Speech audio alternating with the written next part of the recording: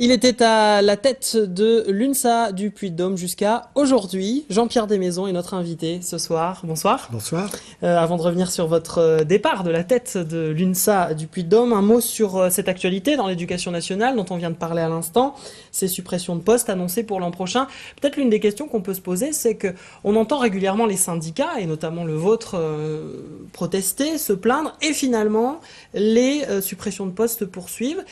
Quelle est aujourd'hui l'utilité des syndicats, à votre avis? Alors tout d'abord, il faut rappeler que c'est l'application aveugle de la fameuse RGPP, Révision générale des politiques publiques, et du dogme du non-remplacement d'un fonctionnaire sur deux. Donc bien évidemment, l'éducation nationale, de par le nombre de personnels, est en première ligne. Les syndicats s'efforcent d'expliquer, de lutter contre ces suppressions d'emplois. Aujourd'hui, on a hélas une forme de résignation qui gagne l'action syndicale. Bien évidemment, les syndicats doivent aussi lutter contre la résignation qui gagne les troupes, parce qu'à certains moments, faute par exemple d'avancer sur la question des retraites, les collègues se disent « mais à quoi bon manifester ?» D'autre part, et ça ne vous a pas échappé, il va y avoir des élections très prochainement. Et donc, un certain nombre de personnes pensent qu'ils vont régler la question avec leur bulletin de vote.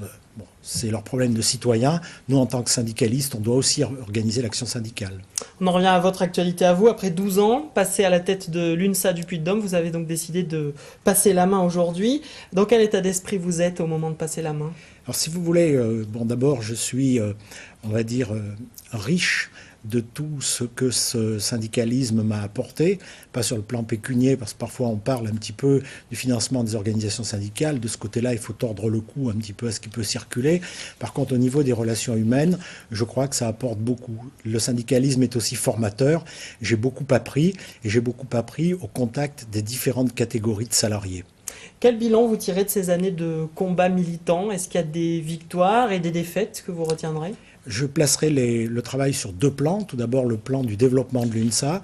Je crois qu'aujourd'hui, on a réussi avec mon équipe à faire de l'UNSA une véritable organisation interprofessionnelle, c'est-à-dire bien implantée dans les trois fonctions publiques et dans le secteur privé. On gagne, on va dire, des adhérents et des élections dans le secteur privé. On a aussi mené des combats, on en a gagné certains contre le CPE. Hélas, sur d'autres, on n'a pas abouti, mais on renvoie aussi à la question plus large du dialogue social en France et du mépris qu'ont trop souvent les pouvoirs politiques à l'égard des organisations syndicales. L'UNSA est le seul syndicat, pour aborder un autre thème d'actualité, le seul syndicat, a priori, à avoir participé officiellement au débat public autour de la ligne à grande vitesse. Vous avez déposé ce qu'on appelle un cahier d'acteurs. Pourquoi avoir décidé de donner votre avis? Et puis je crois que vous êtes plutôt pour un tracé ouest, donc expliquez-nous ce choix. Alors, si vous voulez, d'abord, on savait que notre représentant au Conseil économique et social allait devoir se positionner. Je crois qu'il était du devoir de l'organisation syndicale de préparer justement ce dossier pour voir comment il allait se positionner. D'autre part, pour avoir participé à plusieurs réunions du débat public, c'est une question d'importance pour la région Auvergne. Au-delà de la question du tracé sur lequel je répondrai, il faut bien comprendre aussi, et je crains que les politiques locaux ne l'aient pas compris, qu'il faut inscrire cette question dans un projet plus vaste d'aménagement, de développement du territoire et aussi de projets économiques et humains. Je crois qu'il ne faut pas simplement attendre des trains qui passent, il faut voir tout ce qui doit être construit économiquement et humainement autour de ça. Tout petit mot rapide, donc vous êtes pour un tracé ouest, mais pas forcément le ouest-sud que défend bec et ongle René Souchon. Si vous voulez, aujourd'hui, le débat public est chargé d'éclairer la décision à prendre.